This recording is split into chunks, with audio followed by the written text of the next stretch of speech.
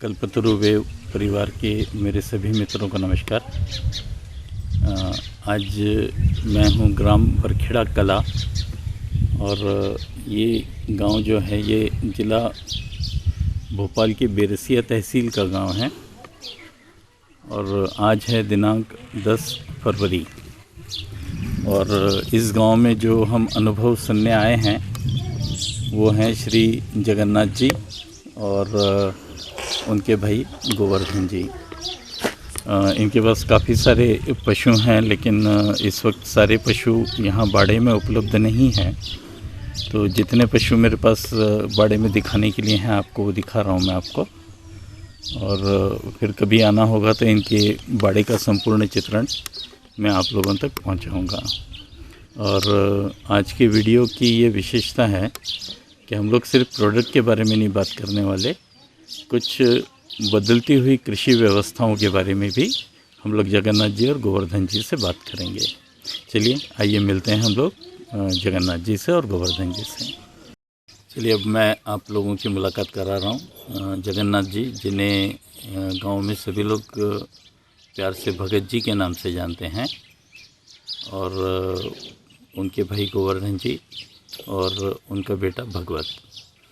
जगन्नाथ जी नमस्कार। नमस्कार। जगन्नाथ जी इतना ज़ोर से बोलिए कि मेरे सारे दर्शक सुन पाएँ। गोवर्धन जी आपको भी बहुत बहुत नमस्कार। नमस्कार सर, नमस्कार। और आप लोगों का भगवत जी आपको भी नमस्कार। नमस्कार। तो एक तो कल्पतरु वेव की तरफ से आप सभी लोगों का बहुत बहुत धन्यवाद जो आपने समय दिया है मेरे को कल्पतरु वेव में आपका ये वीडियो रिकॉर्ड करने के लिए। जगन्नाथ जी हम लोग थोड़ा आज विषय से हटकर पहले शुरुआत करेंगे। आमतौर पे प्रोडक्ट के बारे में वीडियोस बनते हैं। आपकी आयु क्या है इस वक्त? मेरी साहब 69 साल की आयु। 69 साल आयु हो गई आपकी। और अगर आपका बचपन आप याद करो या आपकी जवानी आप याद करो तो आपके इस गांव में क्या क्या फसलें पैदा होती थीं? ज्वार होती थी साहब, मक्का होसी, मूंग, तोर, उड़द, गन्ना भी हो सो। अच्छा, इसमें से कौन कौन सी फसलें ऐसी थी जिनका पशुओं के लिए चारे के रूप में उपयोग किया जा सकता था? ज्वार, मक्का, बाजरा,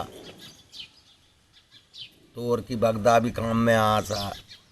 हाँ, और जितनी भी तरह की दालें हैं इनकी कनी भी हम लोग पशुओं को खिलाते हैं और बहुत ही अच्छा परिणाम इसका आता है, क्योंकि पौष्टिकता से भरपूर होती हैं। तूर दाल हो, चाहे उड़द की दाल हो, चाहे मूंग हो, दलने के बाद जो कनी बच जाती है उसका उपयोग हम लोग पशुओं के लिए करते हैं। और मुझे सुन के बहुत अच्छा लगा कि आप गन्ना भी पैदा करते थे। तो क्या गन्ने से गुड़ भी बनाते थे? गुड़ भी बना से साहब। अच्छा, गोवर्धन जी आपसे पूछना चाहूँगा कि आपको याद है ये सारी चीज़ें, या ये आपके बड़े होने के बाद में ही कुछ बदलाव आ गया है? नहीं सर, मुझे मालूम है खूब अच्छी तरह से। अच्छा, मैं जब छोटा था, हाँ, जब मैं लगभग छठी सातवीं पढ़ने जाता था, उस पीरियड में ये गन्ना, ज्वार, मक्का, मूंग, उड़द, मूंगफली, ये सबकी पैदावार लगाते थे। हाँ। यहाँ मतलब मैं मेरे दर्शकों को एक बहुत महत्वपूर्ण विषय की तरफ ले जाना चाहूँगा, खासकर मध्य प्रदेश और ऐसे क्षेत्र जहाँ अब सतत रूप से व्यावसायिक फसलों का उत्पादन हो रहा है जी। तो उस विषय को हम लोग छेड़ेंगे। लेकिन उसके पहले मैं भगत जी से और कुछ जानना चाहूँगा। भगत जी, जब आप लोग ये सारी चीज़ें लगाते थे, चारा घर का रहता था, दालें घर की रहती थीं, गुड़ घर का रहता था, मिर्च वगैरह भी सब हम लोग सब्जी भाजी सब चीज़ पैदा कर लेते थे। आज का जो फसल चक्र है तो मैं ये देखता हूँ कि अधिकांश व्यावसायिक फसलों ने जो जगह ले ली है सामान्य फसलों की, तो आज की तारीख में जब हम लोग तुअर का उत्पादन नहीं कर रहे हैं, ज़्यादातर फसलें अब कौन सी लग रही हैं? पहले तो मैं आपसे जानना चाहूँगा। अब तो साहब गेहूँ लग रहा है, सोयाबीन। अच्छा, मतलब मुख्य रूप से गेहूं और सोयाबीन ये दोनों फसलें हो गई। गोवर्धन जी, कुछ और भी फसल आपको ध्यान में आती है इसके अलावा जो अभी कर रहे हो आप लोग? इस वर्तमान में हाँ नहीं, वर्तमान में सब्जियाँ अब आजकल अब धान लगाने लगे, हाँ, थोड़ी थोड़ी धान भी लगाने लगे बराबर है। और मक्का भी लगाने लगे, और ये लहसुन प्याज, मतलब हर एक टेक्निकल पे अब धीरे धीरे आदमी उतर तो जा रहा है। बदला जा रहा है। हाँ हाँ, यहाँ एक ज़रूरी बात मैं कहना चाहूँगा मेरे दर्शकों से कि जैसे जैसे हम लोग व्यावसायिक फसलों की तरफ जा रहे हैं, तो एक तरफ ऐसा लगता है कि हमारी आय बढ़ रही है, लेकिन बहुत ही आवश्यक है कि हम लोग हमारा अन्न के प्रति जो स्वावलंबन है उसको हम लोग कहीं खोते जा रहे हैं। मेरा कहने का तात्पर्य यह है कि जैसे आज हम लोग सोयाबीन पैदा करते हैं, धान पैदा करते हैं, गेहूँ पैदा करते हैं, और गेहूँ बेच के दाल खरीद के खाते हैं जी, धान बेच के दाल और बाकी चीज़ें खरीद के खाते हैं। गुड़ हमें बाहर से खरीद के खाना पड़ता है। हालांकि ठीक है, इस बात को मैं मान्य करता हूँ कि गुड़ का उत्पादन हर क्षेत्र में संभव नहीं है, लेकिन कृषि के अंदर जो हमारी स्वावलंबता थी, मतलब किसानों को कम से कम चीज़ें खरीदनी पड़ती थी, और उस स्थिति में बहुत बड़ा बदलाव आज की तारीख में आया है। भगत जी, सहमत हैं आप मेरी बात से? मैं जो कह रहा हूँ वो आपको ठीक लग रहा है कि वाकई में हम लोगों ने बहुत कुछ खो दिया, दलहन तिलहन? हाँ जी, सब खोदा है। अब कहाँ हो रहा है पैदा, अब नहीं हो रहा है। अब पैदा नहीं हो रहे हैं। अच्छा, इसकी वजह से चारे का संकट भी निर्माण हुआ है? हाँ, भूसा ही खवा रहा है अब तो, गेहूँ को खाली, और सब कड़ा ख़त्म हो गई, चारों ख़त्म होगा। अच्छा, इस बीच में एक विषय और है कि पहले जब भले गेहूं का भूसा उपयोगी है, तो गोवर्धन जी पहले जब अपन हाथ से काटते थे गेहूं जी, दरांती से, जी, जी, तब और अब तो लगभग सभी जगह हार्वेस्टर चल रहे हैं। जी, हाँ, हार्वेस्टर चल रहे हैं। तो हार्वेस्टर चलने से भूसे की मात्रा में कमी कितनी हो गई होगी? नहीं, वो सब भूसे की मात्रा तो केवल 90% खत्म हो गई। हाँ, तो ये भी एक मेरे सभी किसान मित्रों को मैं ध्यान दिलाना चाहूँगा। और भगवत तो मेरे ख्याल से हार्वेस्टर देखते हुए बड़ा हुआ है, मतलब भगवत छोटा होगा तब तो हार्वेस्टर आ चुके होंगे। हालांकि अब कृषि क्षेत्र में कुछ अलग अलग मशीनें भी आ रही हैं जिससे कुछ भूसे की मात्रा बढ़े, रिपर वगैरह भी उपयोग हाँ कर सर, रहे रिपर हैं। चल गई, अंजन वाली रिपर से आप आजकल कटाई हाँ, करवाने तो लगे थोड़ा, लोग बाग। लेकिन फिर भी किसानों का ज़्यादा ध्यान इस तरफ रहता है कि फटाफट किसी भी तरह से जल्दबाजी। पूरा हो जाए। जी, और उसका बहुत बड़ा दुष्परिणाम यह हुआ है कि जलाने के लिए पराली की मात्रा बढ़ गई है, जी, जिससे हमारे भूमि के बैक्टीरिया का तो नुकसान हो ही रहा है, साथ ही साथ में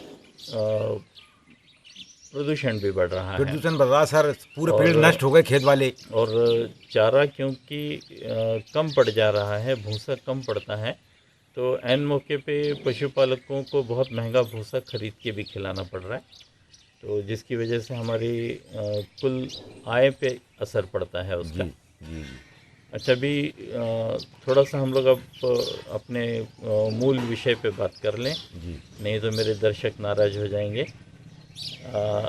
अभी हम लोग दो प्रोडक्ट के बारे में बात कर रहे हैं। एक तो है नटसर्फ का कॉन्सनट्रेटेड कैटल फीड, जी, और दूसरा जो है वसावर्धक। जी, वसावर्धक जो है ये ट्रम्प इंडस्ट्रीज़ हैं वसई की, उनके द्वारा बनाया गया है। काफ़ी लंबा अनुभव है इनको, 20-22 साल का इस क्षेत्र में काम करने का, जी, और मुझे सौभाग्य मिला है कि उनके प्रोडक्ट को जांचूं।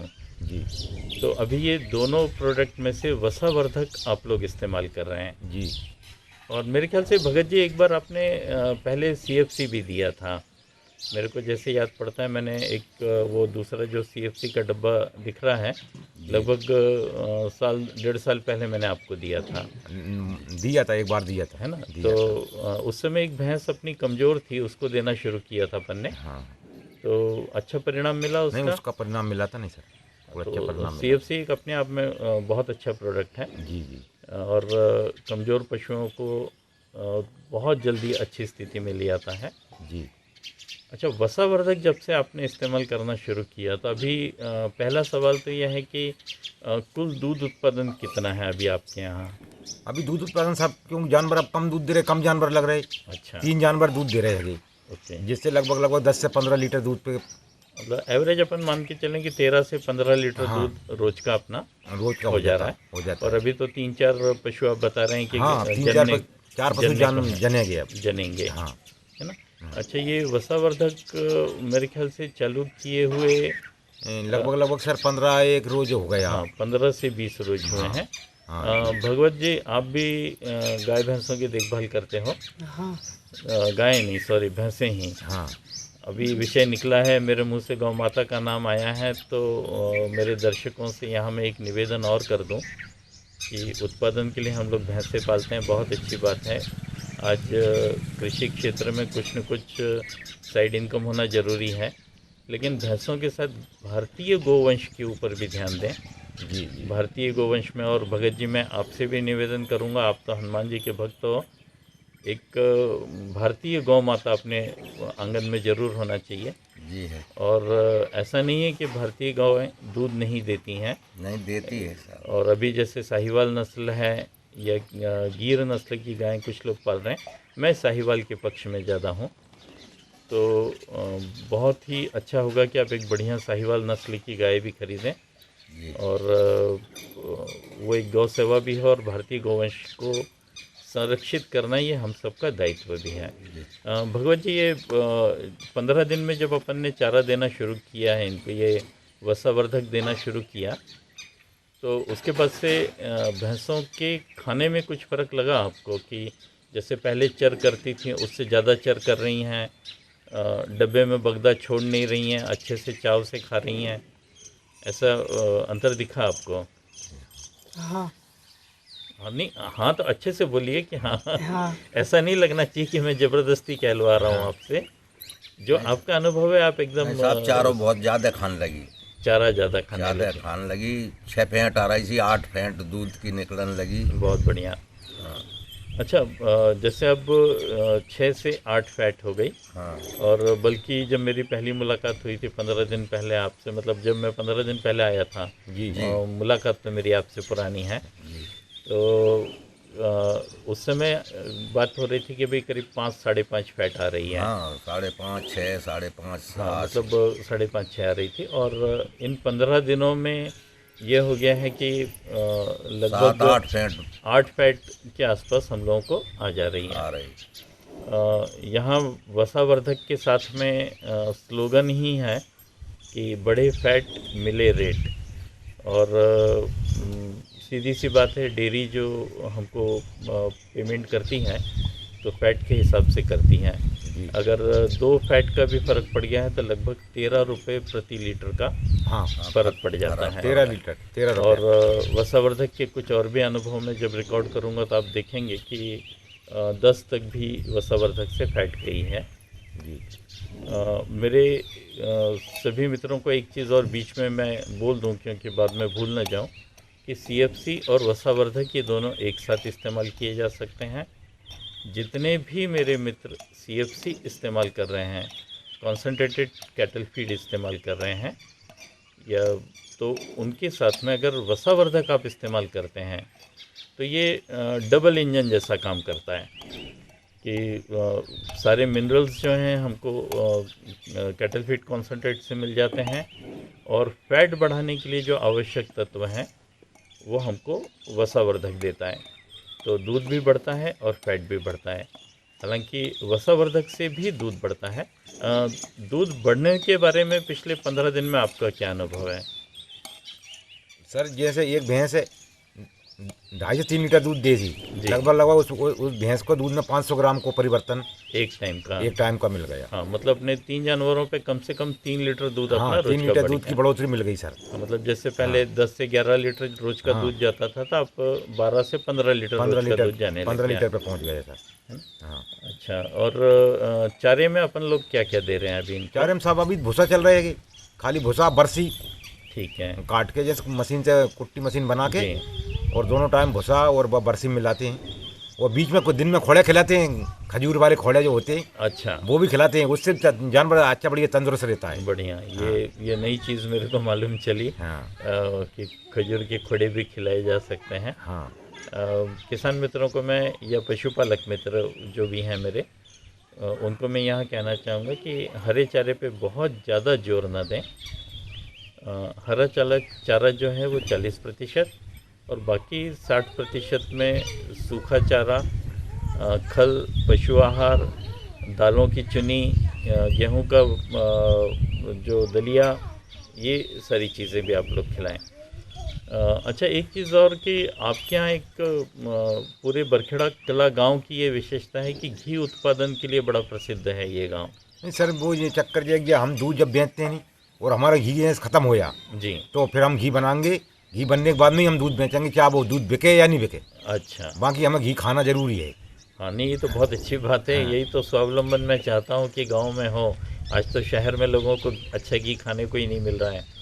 तो जब अपन ने मतलब वसावर्धक देने से पहले भी आप लोग घी बनाते रहे होंगे, बनाते नहीं। तो और वसावर्धक देने के बाद कभी घी बनाया है अपन ने? हाँ घी बनाया सर। क्या 2 से 3 बार कम से कम बना होगा घी? हाँ 2-3 बार बनाया, मतलब जिस टाइम पे 500 ग्राम निकला था हाँ, घी, मतलब 6-7 लीटर दूध में, हाँ। वो लगभग 600 ग्राम दूध पे घी पे पहुंच गया।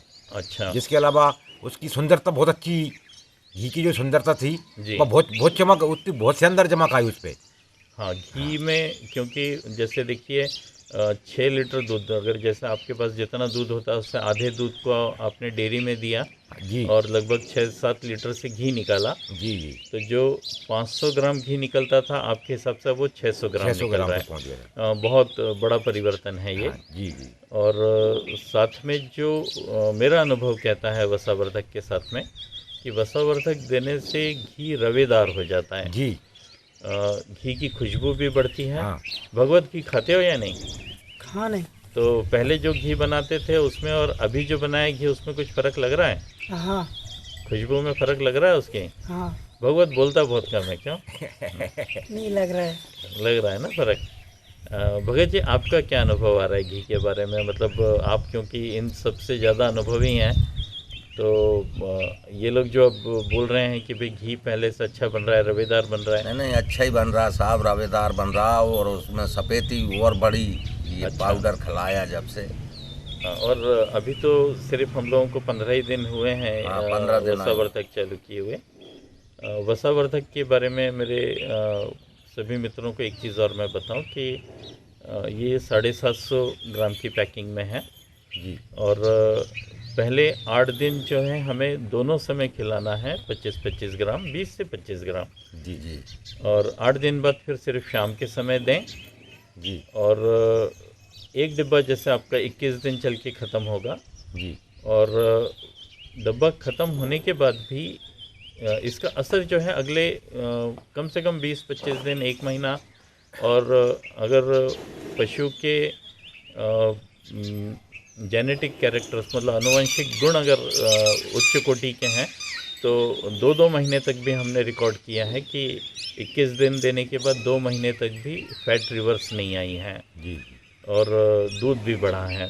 जी तो और जब CFC के साथ हम लोग अगर इसको देते हैं तो सुबह CFC दें और शाम को वसावर्धक दें, जी बहुत ही शानदार रिज़ल्ट हम लोगों को मिलते हैं। जी अच्छा, अभी जो भी चारा उपलब्ध है इसमें कुछ आप आगे करना चाह रहे हैं कि अलग तरीके से कि कुछ चारा उत्पादन भी किया जाए अलग से? नहीं, सब्जी बरस में ख़त्म होगी, जिसके बाद में अब ज्वार बोएंगे, बाजरा बोएंगे अच्छा, गर्मी के लिए। ठीक है। जानवर का ने गर्मी में पानी की क्या व्यवस्था रहती है पानी की आपके सब अपने कन बढ़िया व्यवस्था आ गई, यहाँ? अच्छा, गर्मी में भी पर्याप्त पानी मतलब हमको हो जाता है पानी, कितने एकड़ लायक पानी आपके पास हो मतलब जाता है? लगभग 2-3 एकड़ में वो गर्मी भर कर देता ठीक है। है, तो एक सलाह मैं आपको और दूंगा कि अगर संभव हो तो नेपियर घास, जिसको हाथी घास भी बोलते हैं, जी उसकी बहुत सारी नई वैरायटीज़ अब उपलब्ध हो गई हैं। गन्ने की तरह लगती है और 5 साल तक आप उसकी कटाई कर वो लगा सकते हैं। रखी लगा सर। रखो साहब, लगा रखी है, वाह, बहुत बढ़िया, बहुत बढ़िया। वो लगा रखा वो भी लग रहा है। तो मेरे सभी पशुपालक मित्रों को ये सलाह पहुंच रही है कई जगह ज़रूर ये दिक्कत है कि गर्मियों में खुले पशु या जंगली पशुओं के द्वारा नुकसान पहुंचाया जाता है, इसलिए भी लोग नहीं लगाते हैं। जी जी। यहाँ एक विषय और मैं चाहूँगा आप लोगों से बात करना कि जैसे वसावर्धक अभी 3 भैंसों को हम लोग दे रहे हैं और गाभन भैंसों को अपन दे रहे हैं, जो गाभन है। नहीं दे रहे सर आप। हाँ नहीं, उनको भी दीजिए आप। गाभन भैंसों को भी वसावर्धक दे सकते हैं, ठीक। कोई दिक्कत नहीं है। तो आप कर देंगे एक उससे टाइम क्या? वसावर्धक दीजिए ताकि जनने से पहले उनमें उतनी ताकत आ जाए। वसावर्धक जो है पशुओं को मजबूत भी बनाता है, उसके अलावा थनैला और बहुत सारे विभिन्न प्रकार के रोगों के प्रति रोग प्रतिरोधक क्षमता भी उत्पन्न करता है। जी जी। तो इस तरह से कई फ़ायदे हैं। अच्छा, एक चीज़ और मैं पूछना चाहूँगा आप लोगों से, क्या कभी आप लोग दूध से मावा भी बनाते हैं? नहीं साहब, मावा बनाते नहीं। मावा बनाते हैं? मावा बनाते जब सूरत आई, जब मावा बना ले, उसमें क्या है? चलिए, तो आपको क्या लगता है कि जैसे अब दूध गाढ़ा हो गया, भगवत दूध निकालते समय कुछ फ़र्क महसूस हो रहा है पहले से? जैसे जितनी चिकनाहट बढ़ती है दूध में, तो आप जब दूध निकालते हैं तो बाल्टी में ही नहीं, पहले से अभी तक बहुत परिवर्तन होगा सर उसमें। हाँ, मतलब गाढ़ा दूध निकलता है। हाँ। हाँ, और उसकी जो अपन लगाते हैं नहीं, बस चिकनाहट में भी फर्क पड़ गया। चिकनाहट में भी फ़र्क पड़ गया। मेरे ऐसे पशुपालक मित्र जो खेती नहीं करते हैं और उनके पास दूध रोज़ बेचने के लिए डेयरी भी उपलब्ध नहीं है, तो या तो वो घी बनाते हैं या फिर मावा बनाते हैं या घर में दूध का उपयोग करते हैं। तीनों ही स्थितियों में CFC और वसावर्धक आपको लाभ देते हैं। अगर आप घर में दूध इस्तेमाल कर रहे हैं तो अच्छा पौष्टिक दूध आपको मिलता है। अगर आप मावा बना रहे हैं तो निश्चित रूप से मावे की जो प्रति किलो उपलब्धता है, जैसे 4 किलो पे अगर 1 किलो मावा बन रहा है तो निश्चित रूप से 1 किलो 150 ग्राम बनेगा। मतलब 10 से 15% की बढ़ोतरी मिलेगी। बढ़ोतरी जो है ये मावे में रिकॉर्ड की गई है जी। और घी में भी जैसा मैं देख रहा हूँ कि लगभग 15% सिर्फ बढ़ोतरी ही नहीं हुई है, बल्कि उसकी मतलब प्रति भी बहुत सुधरी है, उसकी क्वालिटी भी जी पहले से बहुत अच्छी हुई है। जी। भगत जी और गोवर्धन जी, आप दोनों से ही मैं चाहूँगा कि क्या बाकी जो पशुपालक हैं या किसान हैं उनको कोई सलाह देना चाहेंगे आप?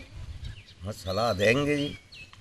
क्या क्या चाहेंगे आप कि CFC पशु और वसावर्धक जो है, जैसे कि नाम से ही स्पष्ट है वसावर्धक, वसा मतलब फैट बढ़ाने वाला, फैट बढ़ाने। तो ऐसा ये वसावर्धक नाम है जी। और ऑनलाइन अवेलेबल है। जो वीडियो पे आपको व्हाट्सएप नंबर दिख रहा है उस पर आप कॉल भी कर सकते हैं और व्हाट्सएप भी कर सकते हैं। जी जी। भगत जी, बाकी लोगों को भी आप सलाह देंगे कि वो वसावर्धक इस्तेमाल करें? हाँ, देंगे। फैट बढ़ेगी, ऐसे वसावर्धक देंगे तो दूध की फैट बढ़ जाएगी, फैट बढ़ेगा, दूध बढ़ेगा, दूध बढ़ेगा, पशु स्वस्थ रहेंगे। और अब देखिएगा महीने 1.5 महीने में इन पशुओं की चमक भी बिल्कुल अलग हो जाएगी।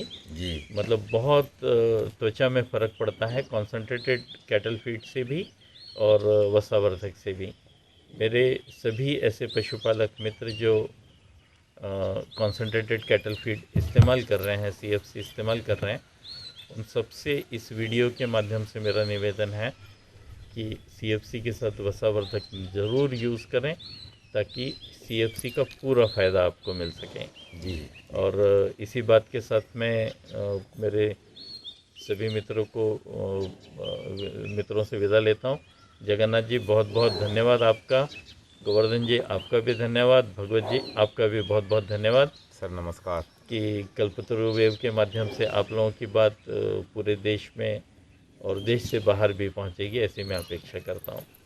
और मेरे सभी मित्रों से मैं बहुत जल्दी एक और अलग अनुभव के साथ में मिलूँगा। एक बहुत नया विषय हम लोग और लेने वाले हैं जो डेयरी को लाभ में लाने के लिए बहुत ज़रूरी है। जल्दी ही उस वीडियो के साथ आपसे मुलाकात होगी। धन्यवाद, नमस्कार। नमस्कार।